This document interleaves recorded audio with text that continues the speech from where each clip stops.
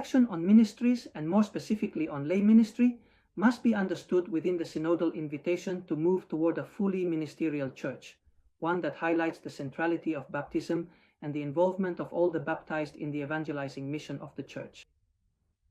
The specific mission of lay people, both men and women, unfolds both in the secular sphere and within religion, within their Christian communities, so it will be important to avoid dualisms that could affect the perfection of the unity of the mission. Certainly, we lay people have a specific calling to commitment in secular life to perfect the temporal order with an evangelical spirit and to engage with society. We are called to be present in work life, culture, society, professional fields, sports, neighborhoods, so many social and existential situations where lay people individually or in association can bear witness to faith and hope and offer solidarity and support. But this outward action, this secular dimension of the laity, evangelizing society, does not prevent us from recognizing the importance of their participation and shared responsibility also within the church itself as full members of the ecclesial community. In fact, this participation has many avenues for realization as set out in canon law, and taking on ecclesial responsibilities does not undermine the lay character nor, as some say, clericalize the laity. It must be emphasized that the mission and participation in the community is not something exclusive to the clergy, to priests, but belongs to every faithful person. Through baptism, all the faithful share in the threefold office of Christ. We cooperate with the hierarchy. We are able to carry out ecclesial tasks and hold ecclesiastical offices, and we can also be instituted into lay ministries. At this point, it must be acknowledged that there has been a significant improvement in the configuration of these lay ministries at the universal level. The ecclesial recognition of these ministries by Paul VI in Ministeria Quaedam already represented a qualitative leap in the conception of the laity, but it still had significant shortcomings, as the ministries of lector and acolyte remained reserved for men. Already in 2021, Pope Francis overcame this unjustified discrimination, which was based on tradition derived from the conception of minor orders, and opened the instituted ministries of lector and acolyte to both men and women. Likewise, in May 2021, a few months later, the Pope also established the lay ministry of catechist, thus recognizing and revaluing the contribution of lay people to the Church's teaching function through catechesis. Without denying the importance of this universal regulation, however, the Synod has also wanted to emphasize the leading role of local churches in this matter. The synodal nature of the Church requires that we do not overlook the differences or the diversity of cultural contexts, pastoral challenges, ecclesial traditions, and even economic and organizational differences between various territories. This is an area where the creativity and initiative of local churches is fundamental. It is up to them to identify their specific needs and to determine whether, in addition to the lay ministries of lector, acolyte, and catechist recognized at the universal level, it would be necessary in their case to recognize any other charism or ministry that may be beneficial for the community and for the better fulfillment of evangelizing purposes. This has been highlighted by the final document of the Synod, which includes some concrete suggestions in this area. For example, the possibility of recognizing the ministry of Christian married couples in the formation and accompaniment of engaged couples and marriages, in line with what was expressed in the Synod on the Family, in the Apostolic Exhortation Amoris Laetitia, as well as the catechumenal itineraries for married life, from the Dicastery for Laity, Family and Life. Also, the ministry of listening and accompaniment, including spiritual direction, since these do not require holy orders, although they do demand certain personal qualities and appropriate training. Likewise, the ministry of charity, which is central to the life of the Church and to the very concept of diaconia, and to which Caritas and other lay initiatives or associations contribute in such a significant way.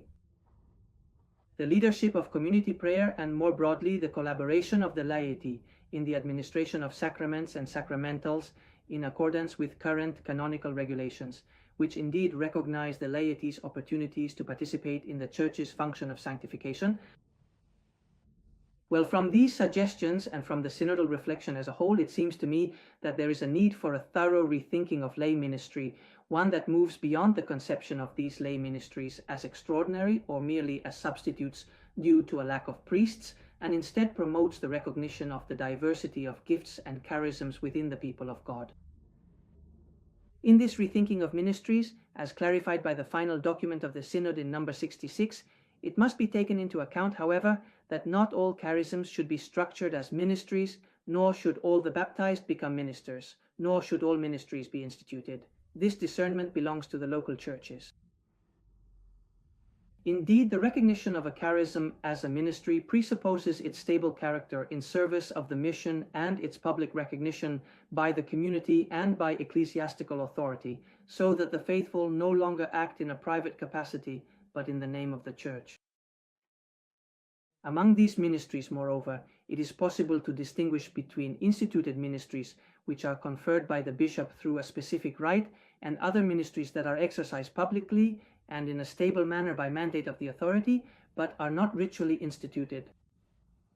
Alongside these, there is also a whole range of occasional spontaneous services by the faithful, which are also rooted in their baptismal commitment, but which do not require explicit and stable recognition.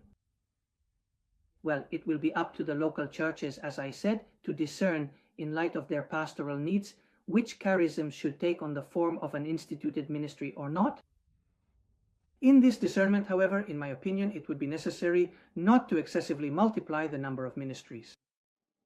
It's not so much about recognizing every ecclesial service or function that lay people can perform as its own ministry, but rather about fostering and naturally living out ecclesial and lay ministeriality, normalizing the responsible and active participation of lay people in the life and mission of the Church as full-fledged members.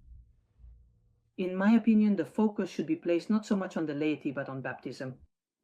Overcoming the church world duality that underlies some conceptions of the laity, but also the clerical lay dualism that underlies the designation of lay ministries and, in some way, continues to accentuate those differences. In my view, it would be advisable to move forward, as Pope Francis encouraged in a speech on February 18, 2023, toward an integral ecclesiology that emphasizes unity in baptism, in what makes us all brothers and sisters, and not on what differentiates us. In fact, it should be taken into account that lay ministries are not, in themselves, ministries specific to the laity, but rather can also be carried out by the ordained ministry. Therefore, it seems more appropriate to speak of baptismal ministries rather than lay ministries. And as I've said before, it is certainly necessary to move away from that. Thank you. The conception of ministries as extraordinary, since the involvement of the laity in the Church is not justified by a shortage of clergy. Ultimately, the reflection on baptismal or lay ministry cannot be limited to the specific instituted lay ministries, but rather requires recognizing the baptismal origin of ecclesial co-responsibility and the richness of the diversity of gifts and charisms within the people of God.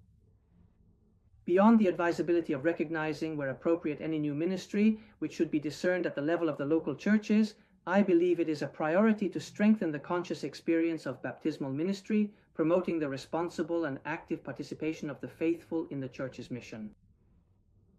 From this baptismal perspective, the danger of clericalizing the laity is avoided, since lay participation in the life of the Church does not change the nature of the layperson, nor does it arise from a desire to emulate the ordained minister, but rather from embracing our own responsibility as baptized persons in a spirit of communion and synodality.